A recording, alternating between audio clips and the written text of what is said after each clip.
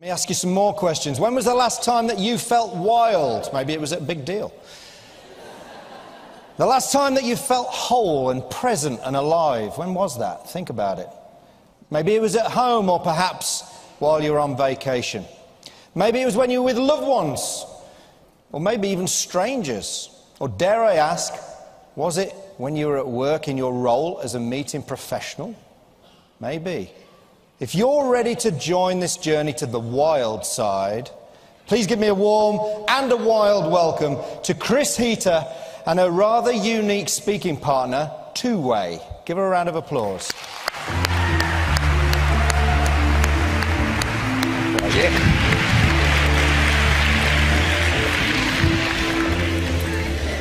Well, good morning. This is Two-Way. I've been getting to know some of you. It's been so much fun hanging out with you all during this Congress, I should say. And I did some research ahead of time as well to find out, what is this world of meeting professionals? What goes into your day? What keeps you up at night? What do you really hope for at the end of your day? What I learned, she wants to visit you already. We can't go yet. What I learned across the board is how much you care. From the supply side to the planning side, it's like if we're going to ask people to take precious time away from loved ones, then we darn well better make it something that matters. That's what I've heard from you time and time again in my research getting ready for today. The other thing I learned, and this will not be a surprise to you, is that this can be a pretty thankless job.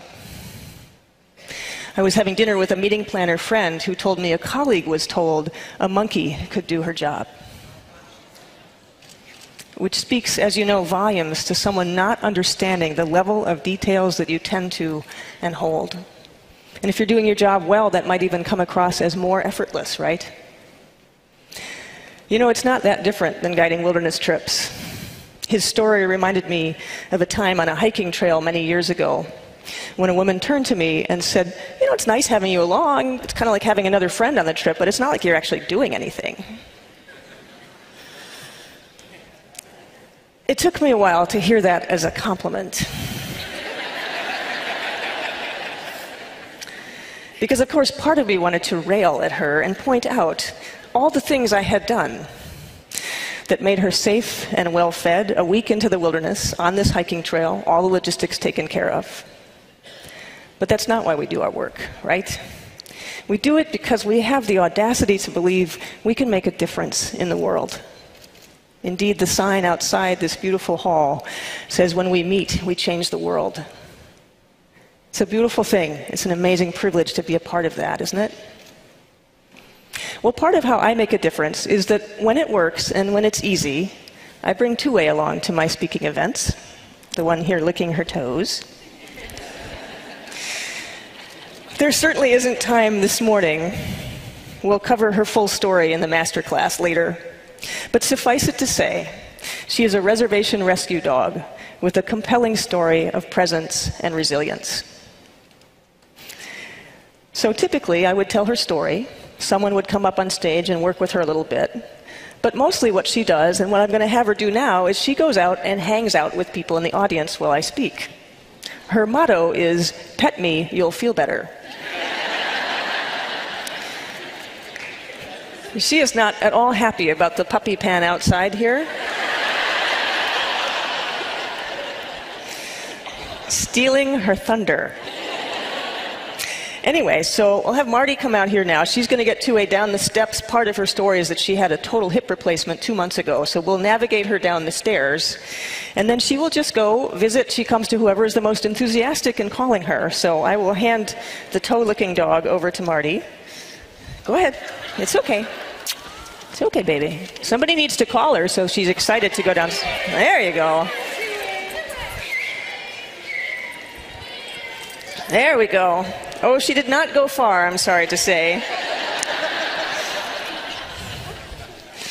She comes to the people who are the most enthusiastic, but if you would welcome her visiting you, if you could just raise your hand for a moment.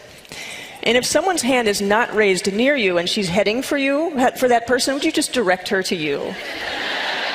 I'm not sure if she's going to make the rounds today, or if you stop petting her, she's gone. You stopped. That's it. That's all it takes. There, she's moved on to someone else. I'm here this morning to inspire you towards what I call wild meetings. What do I mean by that? Having the courage to bring the gift of all of who you are to all of what you do. Does that make sense? Having the courage to bring the gift of all of who you are to all of what you do. What does that look like in the world of meeting professionals? Imagine if you had wild teams. I've learned a lot about the different configurations, supply side, planner side, the different teams you have. Some kind of stay the same, others change depending on the event or the meeting, right? If you had wild teams, that would mean that people would show up whole, present, creative, spontaneous, passionate. I use those words because every time I speak, I ask audiences or teams, when you're feeling wild, what words come to mind? And those are the words they say.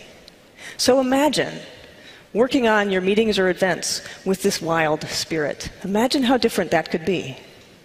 And then imagine that pouring forward to a wild meeting and event, where guests arrive and sense that difference and begin to feel their own wild souls, if you will, and start to see how they might change the world and make a difference, whether that's how they communicate in teamwork, in leadership, whatever the topics are that you're covering. It can be an amazing, life-changing thing, and you have the power to help make that happen. So how do we do it? I can only tell you what I know. I am not 29. I do not know everything Dale knows. My experience, my wisdom mostly comes from rivers and from dogs. So in the master class, we'll touch on whitewater and some analogies there, but most of today we're going to talk about sled dogs, because to me they are the best ambassadors of wild. So I have, 30 years of dog sled training and having teams. For a long, long time I had a team of 16 dogs.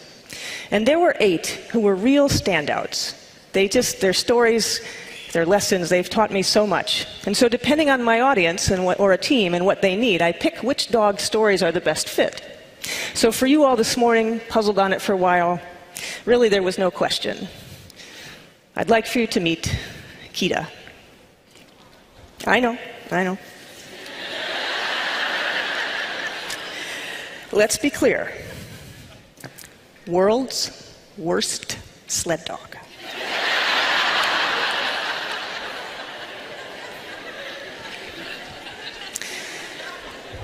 Kita came to us from a very circuitous route. A friend of mine is a carpenter. She was asked to repair a wheelchair ramp at someone's house. She went to the woman's house. The woman had wanted a dog for a long time, had recently gone to the Humane Society, picked out Kita, brought him home, and tied him to her wheelchair. What you're picturing is accurate. He was dragging her all over the house. So my friend said, maybe not the right breed. Let's get you squared away with a different dog. I'll take Kita home. No big deal. My friend lived on a farm with 40 acres, 2 big black dogs. No big deal. Brought Kita home. It was fine. All 3 dogs got along great. Here's the thing. They'd get to the edge of the 40-acre farm. The 2 big black dogs would start to slow down. And Kita's like, well, come on. Let's go. We're just getting started. And he would encourage them to go over hill, over dale, crossing highways, chasing chickens. The phone call went something like this. Chris, he seems to really love to run. We're thinking he might make a great addition to your team, and we would love it if you would come take him now. Well, kind of a hard luck story here. This is his personality in a nutshell. He's silly, all right? He's silly. But we got him. All right, fine. So when you have an adult dog that's a husky, some kind of a northern breed, so they have this desire to pull, it's been bred into them for centuries, but they're adults, they've never done it before, you have to ease them into it. And you can't explain it, you just sort of have to do it, right? So you put them in harness, you put them with just a couple older, maybe mature dogs, and they just have to do it. And so the truth is, when they start the first time, they might get jerked for a second, and then they start to run, and that sort of kicks in, and we're good. Or once in a while, they get drugged for a second, they stand up, and then we're good. Here's Kita. I pull what's called the quick release. We get started. Here's Kita. He never got up. I set the snow hook. I stand him up, I scruffle his ear. It's okay, you didn't see that coming, it's all right. Here we go. I pull the snow hook.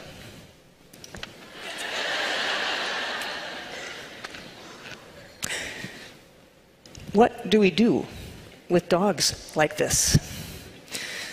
Coworkers, colleagues, clients like this. Understand, he's learned to stay on his feet. He's learned how to run fast enough to not get the sled, but slow enough so as to not actually be pulling anything.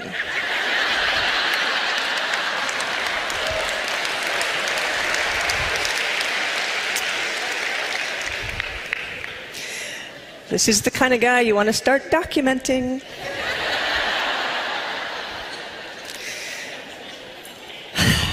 The best example I can give you is that this is a picture of Kita when another dog team is leaving the yard. Understand that every other dog left behind right now is howling, screaming, saying, "Should have taken me, I would have pulled for you." He's like, "I'm good. I'm in the sun, I got my straw, no worries. You guys go on ahead." What do we do with dogs like Kita? What do you do with team members, loved ones, whatever, like this? This is not an easy situation. Well, guess what?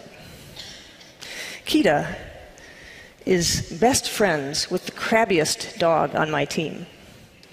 Every other dog we tried to kennel with, Mazel is his name, who you'll learn about in the master class. He fights with him. He grumbles. They say, "You're not the boss of me," and they get into it. Kita doesn't care. He goes in there with Mazel, and they play and play and play, and Mazel bosses him around, and you know what? My entire kennel is happier and calmer. That's pretty valuable to me. And interesting to note that if I had a different dog other than Kita, that would not be solved. Here's the other thing. I guide dog sledding trips. I take people who've never dog sledded before, take them up to northern Minnesota, spend 4 days, and the first day you go for a ride, but by the second day, with instruction, you're actually driving the team. And so we have to teach you all sorts of things, right? Among that is harnessing. Now take a look at this. There's a lot of openings, right? A lot of options to where paws and noses and tails and things could go. And so we used to teach how to harness. We'd be in the cabin up north, and we'd have a stuffed animal husky, and it's all stiff, right? And we'd show you how to use this and get the harness on the stuffed animal. And then we'd send you outside to the screaming cacophony of sled dogs, 40 or so, and say, "Go harness Gusto." And you'd be going, "Yeah, okay."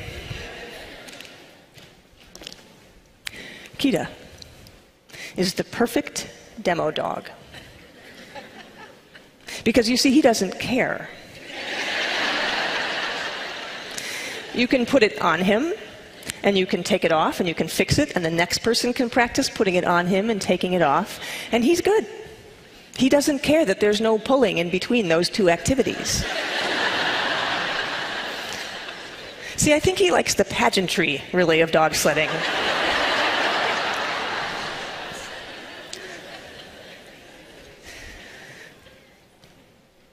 So it's true, and I humbly submit to you that Kita is an invaluable member of my team. And that does not come easy. He still drives me crazy. But if I had gotten a different dog that was all heart and just pulled all the time and did all the things that you think a sled dog should do, my team would not be as strong. So maybe it helps to have the perspective of a cute dog, to remind us all what we already know, that everybody has gifts, every one of us. And maybe the way to see it in others is to remember the parts of ourselves that are maybe not so pretty or so polished, maybe even a little messy. And remember the times when that part of ourselves, when we let that part lead, different things happen, right? Everybody has gifts. When we work in wild teams, we create wild events and meetings. so that the woman on the hiking trail who paid me such a high compliment, and the guest at one of your meetings or events who gives no thought to all the work you've done to make that event happen, can discover experiences of their own, find perhaps their own wild side, and be able to then move it forward and carry it forward and make a difference in this world. I look forward to meeting you, perhaps seeing you at the master class this afternoon, and collaborating with you in all sorts of wild ways so that you can continue to be completely unappreciated for the amazing work that you do. Thank you very much.